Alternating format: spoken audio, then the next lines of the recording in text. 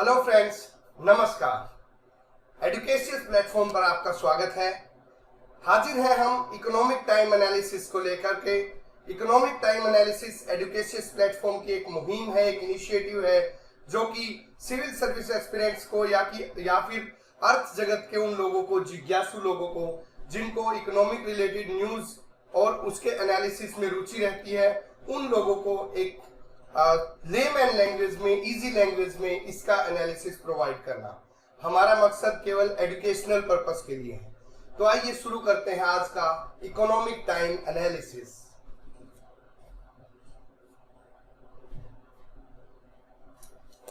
So moving on to the front page news. जो front page पर news आई हुई है, चलते हैं उनकी तरफ।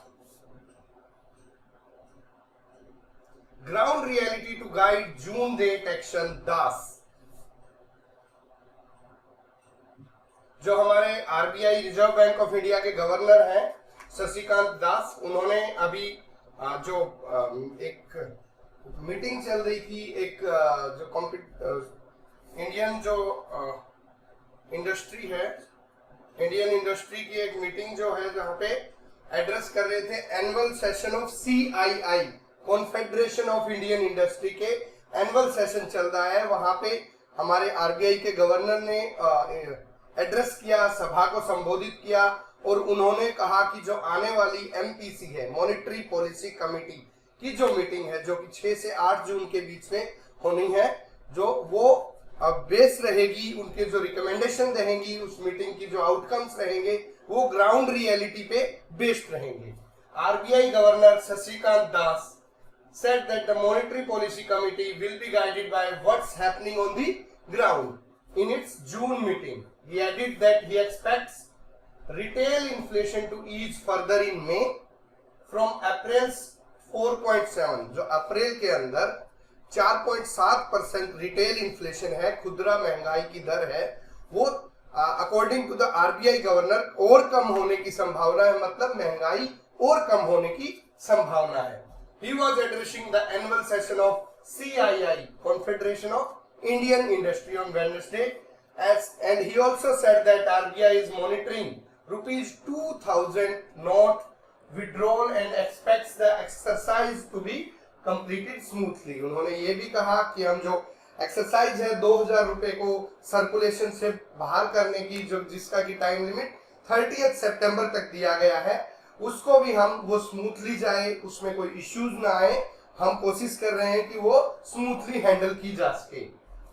उन्होंने बताया कि आरबीआई अग्रसर है भारत की इकोनॉमी को स्ट्रेंथन करने में by through India's macro economic and financial stability.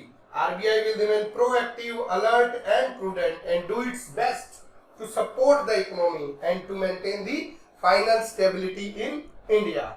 ये जो आरबीआई के गवर्नर थे, वो CII के एनुअल सेशन पे बोल रहे थे। उनके जो इंपॉर्टेंट पॉइंट्स हैं, विल डिस्कस दैट। उन्होंने कहा कि जो ग्रोथ है, कुछ इंस्टीट्यूशन ने वर्ल्ड लेवल पे उसको कम आंका है, लेकिन इंडिया की ग्रोथ 7% तक फोरकास्ट होने की उम्मीद है for the financial year 2023 and 6.5% for financial year 2024। He forecast the growth story of the India. In case of liquidity, he said that we have enough liquidity, we have adequate liquidity. हमारे पास sufficient fund है, sufficient पैसा है to be available for economic productive need, जो कि हम अपनी economy की stability और प्रोडक्टिविटी बढ़ाने के लिए प्रोवाइड करवा सकते हैं। रिस्क क्या है? Geopolitical uncertainties, potential El Nino and drag for good export. जो इश्यू आने की संभावनाएं हैं वो क्या है? जियोपॉलिटिकल अनसर्टेनिटी, जैसा कि रशिया यूक्रेन युद्ध, या फिर कॉन्फ्लिक्ट चल जाए किसी भी दोनों देशों के अंदर, जहां से हमारा इंपोर्ट या एक्सपोर्ट होना हो, या फिर वर्ल्ड लेवल पे कोई इश्यू हो। दूसरा है कि जहां पे वेस्टर्न कंट्रीज के अंदर अभी रिसेशनरी कंडीशंस चल रही हैं, वहां पे इकोनॉमिक स्टेबिलिटी नहीं है, इश्यू हो रहा है मैक्रो इकोनॉमिक कंडीशन में। एल नीनो की संभावना है, जैसा कि हमारी जो इकोनॉमी है वो एग्रीकल्चर आधारित इकोनॉमी है, तो पोटेंशियल है कि एल नीनो आने की संभावना है। एल नीनो वो कंडीशन होती है जब मॉनसून और एवरेज के मुकाबले कम रह जाती है, जिससे कि हमारी पैदावार कम होती है और उसका डायरेक्ट असर हमारी इकोनॉमी पे पड़ता है। और गुड्स एक्सपोर्ट, जो कि एक्सपोर्ट का भी अभी हमने देखा कि एक्सपोर्ट में भी कमी आई है, जिससे हमारा ओवरऑल ट्रेड डेफिसिट भी कम हुआ है। इंपोर्ट में भी कमी आई है, एक्सपोर्ट में भी कमी आई है, सो अल्टीमेटली हमारे ट्रेड डेफिसिट में भी कमी आई है। तो ये सब इश्यूज हैं, ये सब रिस्क हैं जो हमारी इकोनॉमी को इफेक्ट कर सकते हैं। ये हमारे आरबीआई के गवर्नर शशिकांत दास जी ने कहा इस जो समिट के दौरान। Prudence has to be underlying theme in RBI's approach. We play T20 cricket, we play one-day cricket, we also play the test cricket. And the test cricket is never ending for us and never ending for RBI. Moving on to next news. 10,000 fraud GST registration turn up in a week one of drive. GST authorities ने 10,000 के करीब fraud GST account के registration को estimate करके पकड़ा है। उनके ऊपर निगरानी की जा रही है कि 10,000 के करीब जीएसटी के फ्रॉड अकाउंट बनाए गए हैं, फ्रॉड रजिस्ट्रेशन लिए गए हैं in the first week of a joint drive. एक जॉइंट ड्राइव चल रही है जीएसटी अथॉरिटीज की, स्टेट जीएसटी और सेंट्रल जीएसटी को मिला के, जहां पे घर डोर टू डोर जाके वेरिफिकेशन की जा रही है कि ये जो जीएसटी नंबर लिया गया है क्या इसकी एंटिटी मौजूद है, क्या एग्जिस्ट करती है। ऐसा तो नहीं है कि सिर्फ कागज दिखा के जीएसटी नंबर ले लिया गया और जिसका फायदा इनपुट टैक्स क्रेडिट लेने में किया जा रहा है। इनपुट टैक्स क्रेडिट क्या रहता है? इनपुट टैक्स क्रेडिट वो रहता है जो आपने किसी से सामान लिया और आगे बेच दिया तो आपको टैक्स का क्रेडिट मिल जाता है, जो कि जिससे आपकी टैक्स लायबिलिटी कम हो जाती है। तो हो क्या रहा है, जीएसटी के रिजीम में बहुत सारे लोग, बहुत सारे ऐसे फ्रॉडस्टर फेक कंपनियां रजिस्टर कर रहे हैं, फेक जीएसटी रजिस्ट्रेशन लेके कंपनियां फ्लोट कर रहे हैं, उनसे फेक बिल निकाल लिए जा रहे हैं जिससे कि उनका इनपुट जो टैक्स आया है वो ज्यादा रहे, सो दैट आउटपुट टैक्स भी रहेगा। तो इनपुट माइनस आउटपुट करके ही आपको टैक्स पे करना पड़ता है। तो इनपुट टैक्स का जो क्रेडिट मिलता है उसका गलत तरीके से लाभ उठा लेते हैं। तो ये करीबन ये जो इनपुट टैक्स क्रेडिट का इन अकाउंट से फ्रॉड होने की संभावना रही है, आका गया है, वो सजेस्ट करता है कि करीबन 25,000 करोड़ रुपए का फ्रॉड इन अकाउंट से प्रोबेबली हो चुका है। फिजिकल वेरिफिकेशन के दौरान एग्जैक्ट फिगर पता चल पाएगी कि कितना फ्रॉड हुआ है, लेकिन ये सब इस वेरिफिकेशन का स्मॉल स्केल लॉबी है, उनको बड़ी डर है। क्योंकि हो क्या रहा है, आज की जो इकोनॉमी है उसके अंदर को-वर्किंग स्पेसिस हो रहे हैं या फिर ऐसी कंपनियां जो सर्विस सेक्टर प्रोवाइडेड है लेकिन उनके पास अपना खुद का फिजिकल स्पेस नहीं है, तो वो या तो को-वर्किंग स्पेस में बैठ जाती हैं जहां पे सिर्फ उनका कंप्यूटर से रिलेटेड काम रहता है, अपना लैपटॉप उठाया, एक क्यूबिकल ले लिया और वहां काम शुरू कर दिया और उसी एड्रेस का वो रजिस्ट्रेशन नंबर ले लेते हैं। लेकिन वहां पे ऐसे उसी बिल्डिंग में 50 लोग हैं जो सेम उसके रजिस्ट्रेशन पे हैं।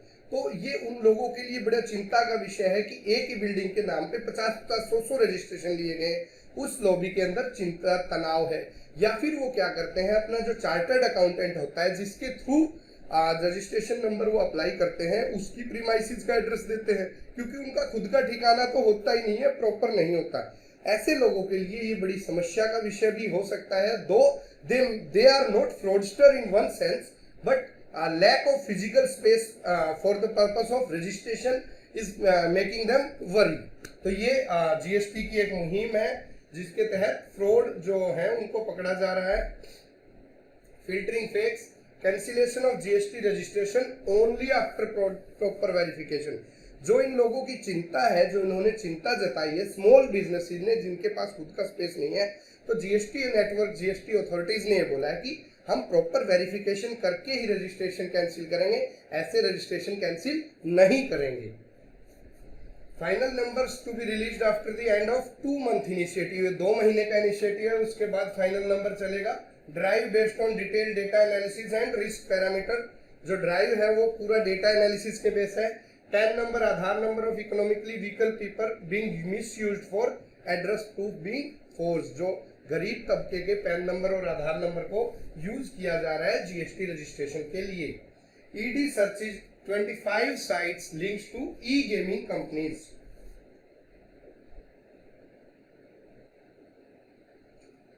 जो हमारा प्रवर्तन निदेशालय है, एनफोर्समेंट डायरेक्टोरेट, उन्होंने ई गेमिंग कंपनीज की करीबन 25 जगह पे छापे मारे हैं for their link to offshore registered, carried out searches at 25 sites linked to offshore registered online gaming companies and websites operating in India for alleged forex violation in a national wide crackdown. forex की जो condition है, FEMA के rules को violation को देखते हुए enforcement directorate ने करीबन 25 जगह पे छापे मारे हैं और करीबन 4000 करोड़ तक का पेमेंट का इशू यहाँ पे आया रहा है, जो कि अगेंस्ट फेमा है। फॉरेन जो रेगुलेशंस है हमारे, फेमा रूल्स है, और उसके खिलाफ है ये, जो कि अभी छापे के अंदर क्या मिला है, कैश 19.55 लाख रुपए के करीब कैश और $2695 और 55 bank account of firms being used for layering and remitting income generated from online gaming companies. These raids were carried out in Delhi, Gujarat, Maharashtra, Madhya Pradesh and Andhra Pradesh. यहाँ पे इन लोगों के रेड चली है। क्या फाइंडिंग की हुई है कि ऑनलाइन गेमिंग कंपनीज ये है कि online gaming companies and website registered in island countries such as Curacao, Malta और Cyprus were allegedly linked to account holders of proxies who have no links with online gaming companies. ऐसे लोग जिनका कोई gaming companies के साथ ताल्लुकात नहीं है, उन लोगों का इंडियन बैंक्स में खाता खोल दिया जाता है और रेमिटेंस किया जाता है पैसे का, but have accounts with banks in India. The amount collected from general public through gaming website, जैसे 500 रुपए लगा दीजिए, जो आजकल गेमिंग लगे हुए हैं, जो कि क्रिकेट पे बैटिंग कंपनी चल रही हैं, उनमें was then routed through multiple bank account and sent out of India by misdeclaring the purpose of remittances as being against the import of service। क्या किया जा रहा है, जो लोगों के पैसे आ रहे हैं ई गेमिंग कंपनीज के पास, उन लोगों को जो मल्टीपल अकाउंट्स इन लोगों ने इंडिया के अंदर खोल रखे हैं, उनके थ्रू रूट करके अब बाहर अकाउंट में भेजा जा रहा है, जैसे कि वो कोई इंपोर्ट की गई है सर्विस, इस तरह से, ठीक है। और इसके अंदर हवाला ऑपरेटर्स का भी हाथ मिला है, और ये जो रेमिटेंसीज हैं इनकम की from racing, riding and other hobby activities including online gaming are not allowed under the FEMA rules. Foreign exchange management act, जो फॉरेन एक्सचेंज मैनेजमेंट एक्ट है, इसके अगेंस्ट है ये, तो इन पे छापामारी कर रही है enforcement directorate. Moving on to next, expansion mode, Tata's may go bigger play in electronics और सेमीकंडक्टर।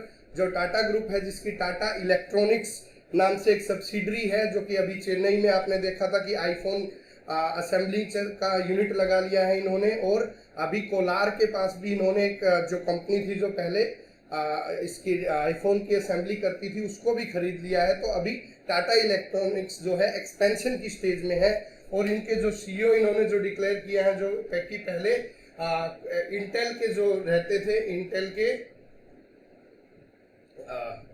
के वेटरन थे रणधीर ठाकुर, इनको इन्होंने सीईओ बनाया है। इंटेल कंपनी के जो ऑफिसर थे, उनको अभी टाटा इलेक्ट्रॉनिक्स का सीईओ बनाया गया है, जो कि पहले इंटेल फाउंड्री सर्विस के हेड थे, ठीक है। तो ये जो सेमीकंडक्टर बिजनेस, फैब्रिकेशन है, पैकेजिंग है, तो अभी Tata electronics full on mobile assembling, mobile manufacture, like they have recently been in talks with iPhone also, iPhone की फैसिलिटी शुरू कर दी।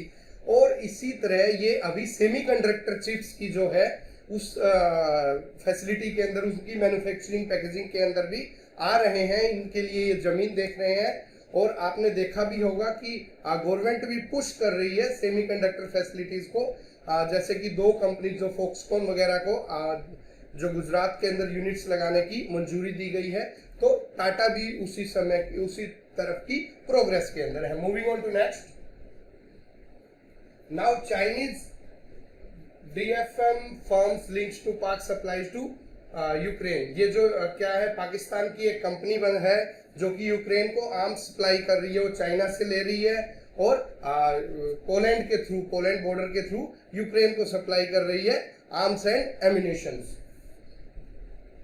Japan to provide 100 military vehicles to Ukraine.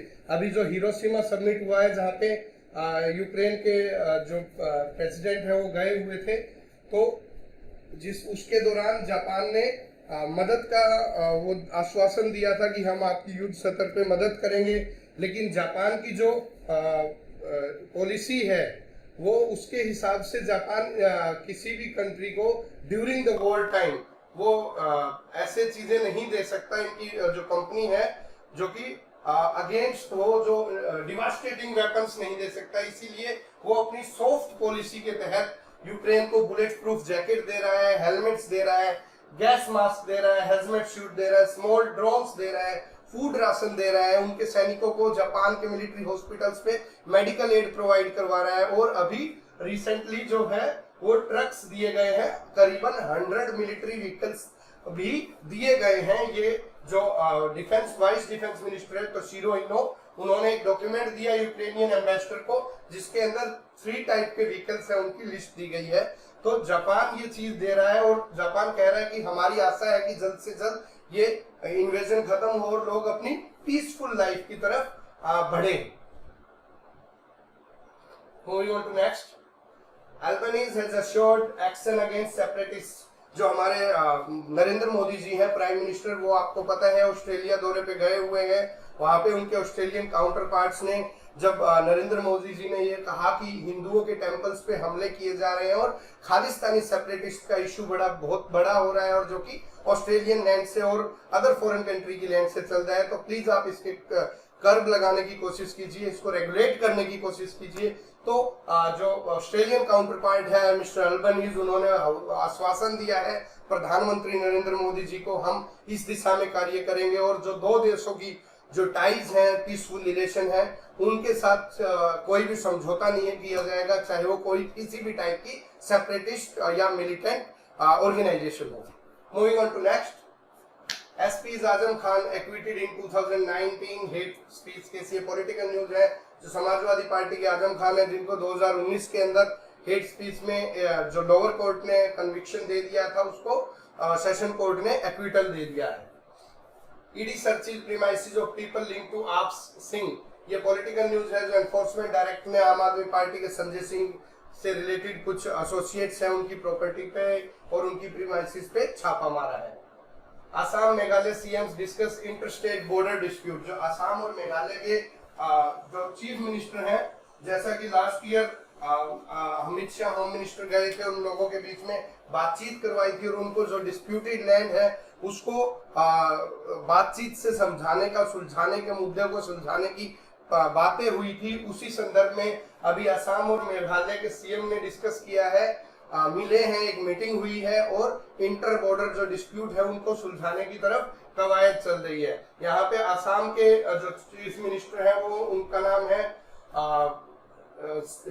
Hemant Biswa Sharma और उनके जो मेघालय काउंटर पार्ट है वो है कोमदाड के संगमा, सीके संगमा, असम के एचबी शर्मा।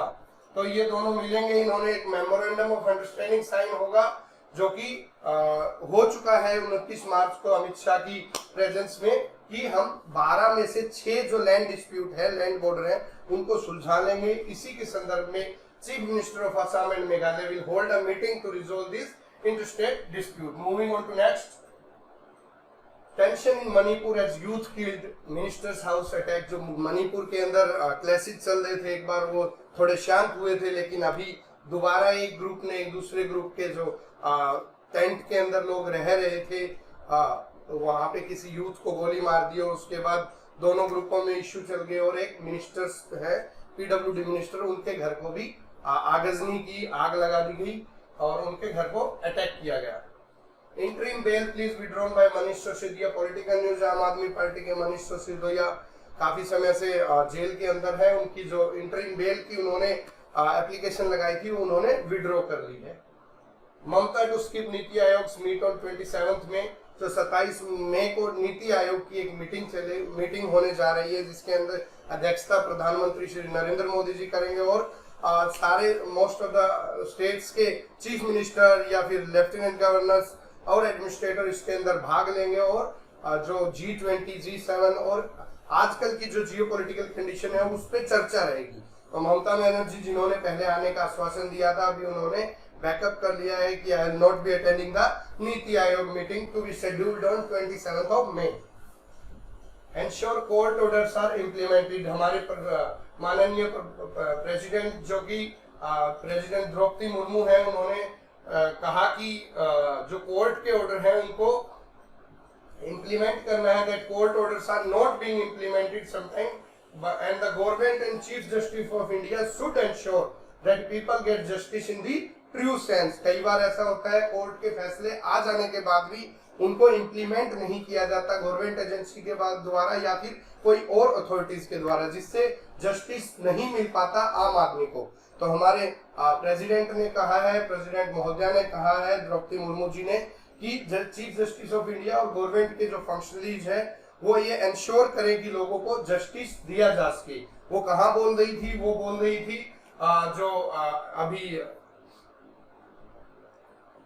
नई बिल्डिंग का उद्घाटन होना है झारखंड हाई कोर्ट का, उसके समारोह के अंदर माननीय राष्ट्रपति जी ने ये बातें कही, जहां पे chief justice of India DY Chandrachud और यूनियन लॉ मिनिस्टर जो कि अभी रिसेंटली जिन्होंने चार्ज लिया है अर्जुन राम मेघवाल जी, और वो सब प्रेजेंट थे अलोंग विद मैनी सीनियर जजेस। Delhi high court defers hearing of Saint Stephen's plea. जो दिल्ली हाई कोर्ट ने सेंट स्टीफन कॉलेज है जिन्होंने दिल्ली यूनिवर्सिटी के उस फैसले के खिलाफ कोर्ट में गए हैं जो कि माइनॉरिटी एडमिशन से रिलेटेड है, admission under minority quota solely on the base of CUET common university entrance test के बेस पे ही एडमिशन करना है, ऐसा DU ने एक नोटिफिकेशन जारी की थी। उसके खिलाफ जो माइनॉरिटी इंस्टीट्यूशन है सेंट स्टीफन कॉलेज, तो वो कोर्ट गए, लेकिन अभी स्पेशल लीव पिटिशन के तहत ये एपेक्स कोर्ट में इसका फैसला आना बाकी है सुप्रीम कोर्ट में। तो हाई कोर्ट ने कहा कि already SLP is there in apex court, supreme court में एक SLP लगी हुई है, तो अभी हम इसको डेफर करते हैं 23 अगस्त तक इसके ऊपर सुनवाई को। ये थी फ्रंट पेज और political news. Moving on to economic micro and micro news. Bankers seek fee on RuPay debit card use. जो बैंकर्स हैं, बैंक के बड़े बड़े बैंक्स हैं, India high street bank has reach out to government seeking a MDR merchant discount rate on rupee debit card on the grounds that it will provide them with much needed fund to enhance the payment network security and second to develop innovative payment solutions। अभी जो merchant discount rate है वो रुपए card पे 0 है, ठीक है। MDR कब चार्ज किया जाता है? MDR is charged to a merchant, उस मर्चेंट से चार्ज लिया जाता है बैंकों के द्वारा for the payment processing of debit and credit card transaction. आपने अक्सर देखा होगा कि आप डेबिट या क्रेडिट कार्ड से ट्रांजैक्शन करते हैं तो कुछ चार्ज दिया जाता है, ट्रांजैक्शन चार्ज, उसको हम बोलते हैं। और जब वो मर्चेंट उसको डिपॉजिट करवाता है with the banking authority, that is known as MDR merchant discount rate. तो वो चार्ज अभी जो रुपए कार्ड के संदर्भ में देखा जाए तो दैट MDR रेट इज 0। तो जिसके कारण की बैंकिंग कह रहे हैं कि हमें इसके जो नेटवर्क सिक्योरिटी इंफ्रास्ट्रक्चर बनाने में और रुपए कार्ड को बहुत और अच्छे से इनोवेटिवली हमारे सिस्टम के अंदर लेने में मदद मिलेगी, इसलिए इसके अंदर MDR को लागू किया जाए, MDR को 0 ना करके कुछ परसेंट MDR की दी जाए। बैंकिंग एसोसिएशन ने ये लेटर एक फाइनेंस मिनिस्ट्री को लिखा है seeking restoration of MDR on RuPay debit card. We have argued that MDR is essential and it will foster sustainability and enable continued investment in cutting-edge technologies related to RuPay card, said on condition of anonymity, that it will strengthen security infrastructure, enhance user experience and provide dedicated support to merchant and then strengthening the entire payment ecosystem. Moving on to next. Goyal says that Forex reserves comfortable for 5-6 years। जो हमारे minister हैं, commerce minister हैं पीयूष गोयल जी, उन्होंने कहा है कि जो हमारे फॉरेक्स रिजर्व है, फॉरेन एक्सचेंज रिजर्व, वो सफिशिएंट है 5-6 साल के लिए, और India free trade agreement will help generate surplus and the country is in comfortable for next 5-6 year in relation to its foreign exchange position. Goyal ने कहा है कि we have confidence on achieving $1 trillion each of the goods and services export by 2030। इनका जो है वो positive है, affirmative है कि 2030 तक हम $1 ट्रिलियन तक एक्सपोर्ट गुड्स और सर्विसेज का अचीव करने में, अचीवमेंट में कॉन्फिडेंट रहेंगे। I have not doubt that we are going to achieve it. तो ये उन्होंने साइडलाइन ऑफ जो हमने बोला था जिस CII confederation of Indian industry के एनुअल सेशन के दौरान ही श्री पीयूष गोयल जी ने भी ये बात की, जैसा कि RBI गवर्नर शशिकांत दास जी ने रिलेटेड टू बैंकिंग पॉलिसी जो बात बोली थी। Moving on to next, e bus supply contract with on card, जो गडकरी जी हैं हमारे मिनिस्टर हैं, ट्रांसपोर्ट मिनिस्टर हैं, हाईवेज मिनिस्टर, उन्होंने कहा है कि जो सेंटर है that is evaluating making supply of contracts of electric buses lucrative for bus makers and state transport unit. अभी रिसेंटली टेंडर निकाले गए थे, लेकिन जो प्राइवेट सेक्टर से ज्यादा रिस्पॉन्स नहीं मिल पाया related to starting of e buses, electronic buses. ये भी इन्होंने भी CII के एनुअल सेशन पे ही बोल रहे थे। Most of the big personalities were present on the munch of on the desk of Confederation of Indian Industry। Minister ने ये बोला है कि हम प्रायोरिटाइज करेंगे पब्लिक ट्रांसपोर्ट को। अभी एक डीजल बस चलाने की कीमत 115 रुपए प्रति किलोमीटर है, और इलेक्ट्रिक बस के जो टेंडर हैं उनकी बिड्स जो रिसीव हुई है वो 41 पर किलोमीटर है फॉर AC बसेज एंड 39 पर kilometre for non AC buses. इससे डीजल की जो चोरी होती है वो भी बच जाएगी इलेक्ट्रिक बसेस की, और इंडिया को करीबन 2 लाख इलेक्ट्रिक बसेस की आवश्यकता है। अभी जो गडकरी ने बताया कि CESL इंपॉर्टेंट है, कन्वर्जेंस एनर्जी सर्विसेज लिमिटेड, जो CESL है इन्होंने टेंडर निकाला था। CESL क्या है? CESL जो EESL है, एनर्जी एफिशिएंसी सर्विसेज लिमिटेड है, हमारी PSU है, भारत सरकार ये PSU है। EESL energy efficiency services limited, उसकी एक सब्सिडरी है, क्या है? CESL convergence energy subsidiary limited. इसने एक नेशनल इलेक्ट्रिक बस प्रोग्राम चलाया है, नेशनल इलेक्ट्रिक बस प्रोग्राम चलाया है, जिन्होंने बिड्स इनवाइट की थी, टेंडर इनवाइट किया था for supply of electric buses two phase out the old diesel powered buses. These new buses are then supplied by CESL to state transport unit that will back up the procurement and operational cost over the extended period. इसी बीच गडकरी जी ने London बस transport model का भी जिक्र किया। उन्होंने कहा कि वहां पे जो सिटी है, लंदन सिटी है, उसके अंदर क्या किया जाता है कि जो बस प्राइवेट एंटिटी है जो कि बस प्रोवाइड करती है, इलेक्ट्रॉनिक बस प्रोवाइड करती है, ड्राइवर वो खुद रखते हैं, लेकिन कंडक्टर जो होता है उसका वो स्टेट ट्रांसपोर्ट यूनिट रखती है, गवर्नमेंट की एंटिटी का कंडक्टर होता है। तो इससे जो आपस में बातचीत करके जो करप्शन का इश्यू आता है या फिर जो डीजल चोरी का और इश्यू, ऐसे मसले हैं, वो इजीली टैकल किए जा सकते हैं। तो ये सब बातें बोली जा रही थी CII के दौरान। Schooling and skilling a must, ये मिनिस्टर है हमारे धर्मेंद्र प्रधान जी, उन्होंने कहा है कि degree centric under graduate courses, सिर्फ BA कर ली, BCom कर ली, BSc कर ली, उससे कुछ नहीं होगा। हमारे स्टूडेंट को एम्फेसिस होना चाहिए किसकी तरफ? Development of competencies among the youth through vocational training. ऐसे कोर्सेज, ऐसी वोकेशनल ट्रेनिंग जिनसे वो इजीली एम्प्लॉयमेंट पा सके, जिनसे वो इजीली अपना काम धंधा शुरू कर सके, तो ऐसे कोर्सेज लाने पड़ेंगे। अभी आपने देखा कि मीटिंग हुई थी जिसके अंदर आर्टिफिशियल इंटेलिजेंस को भी वोकेशनल ट्रेनिंग का हिस्सा कैसा बनाया जाए, इसके ऊपर भी एक कमेटी गठित हुई है जो कि अपनी रिकमेंडेशन देगी। तो ये सब चल रहा है for increasing the two grab the demographic dividend of this country. Demographic dividend पूरे इंडिया का ग्रैब करने के लिए, सो दैट यूथ को एम्प्लॉयबिलिटी की समस्या ना हो, चाहे वो नौकरी करके हो, चाहे वो सेल्फ एम्प्लॉयमेंट से हो, तो ये सब वोकेशनल ट्रेनिंग से अचीव किया जा पाएगा। Moving on to next,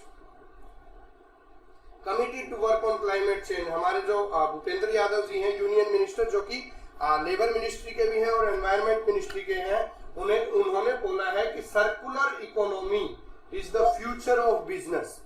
circular economy is the future of business and said that government is committed to holistically address the issues related to climate change along with environmental action। ये भूपेंद्र यादव जी ने बोला। आइए देखते हैं circular economy क्या होता है, क्या होती है ये टर्म।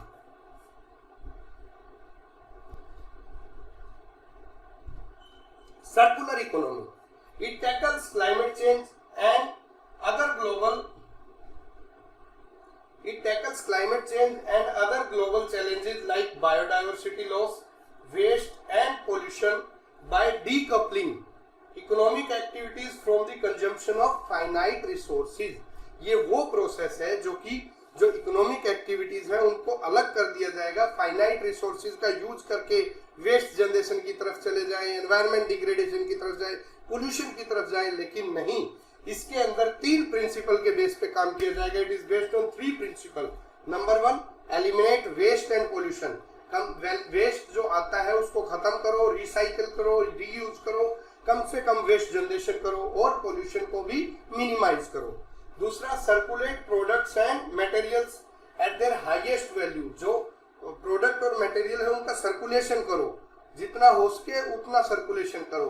ई वेस्ट का सर्कुलेशन करो, इलेक्ट्रॉनिक वेस्ट है वो वापसी जाएगा, उसको रीयूज करके, रिसाइकिल करके, रिफर्बिश करके दोबारा मार्केट के अंदर लेके आओ, सो दैट इलेक्ट्रॉनिक वेस्ट कम किया जा सके। सिमिलरली जो सेमीकंडक्टर्स हैं या फिर कंप्यूटर्स वगैरह के अंदर ऐसे मटेरियल जो लगे होते हैं, ठीक है, उनका चिप के अंदर जो मेटल्स, रेयर मेटल्स होते हैं, उनका यूज किया जाए, कम से कम पोल्यूशन किया जाए। और तीसरा है रीजनरेट नेचर। जो हमारी प्रकृति है, हमारी धरती है, उसको दोबारा जनरेट करो, मैक्सिमम नंबर ऑफ पौधे लगाओ, पेड़ पौधे लगाओ, फॉरेस्ट का जो एरिया है उसको इंक्रीज करो। तो ये सब होता है सर्कुलर इकोनॉमी। हमारे एनवायरनमेंट मिनिस्टर ने इसी ओर इशारा किया है कि हम सर्कुलर इकोनॉमी की तरफ बढ़ रहे हैं। Chinese technician engineers may get faster visas for work. अभी जो चाइनीज आते हैं, इंजीनियर्स आते हैं यहाँ पे फैक्ट्रीज सेटअप करने के लिए, हेल्प करने के लिए, तो उनको वीजा की प्रॉब्लम आ रही है। तो हमारे कॉमर्स और इंडस्ट्री मिनिस्ट्री ने कहा है, एक्सटर्नल मिनिस्ट्री से बातचीत की जा रही है कि जो चाइनीज इंजीनियर्स, टेक्नोक्रेट्स जो आते हैं उनको फास्टर वीजा दिया जाए, जो कि इंडिया में फैक्ट्रीज और मशीनरी के सेटअप के लिए आते हैं। तो ये इंपॉर्टेंट न्यूज थी आज के इकोनॉमिक टाइम एनालिसिस के डिस्कशन की। आई होप आप लोगों को ये इनिशिएटिव अच्छा लग रहा होगा। बेसिकली ये most of the things will come up, will make you ready for the upcoming mains exam of the UPSC। ये सब टॉपिक पेपर 1 और पेपर 2 पे पार्ट रहेंगे। इसके अंदर कहीं ना कहीं से आपके क्वेश्चंस पूछ लिए जाएंगे। प्रीलिम्स पॉइंट ऑफ व्यू से भी बहुत अर्जेंट नेसेसरी है, क्योंकि हम इसके अंदर इकोनॉमिक टर्म्स को भी डिस्कस करते हैं। तो आई होप ये इनिशिएटिव आपको पसंद आ रहा होगा। तो इसके लिए शेयर, सब्सक्राइब और लाइक कीजिए। मिलते हैं कल इकोनॉमिक टाइम एनालिसिस के साथ। तब तक के लिए धन्यवाद। जय हिंद।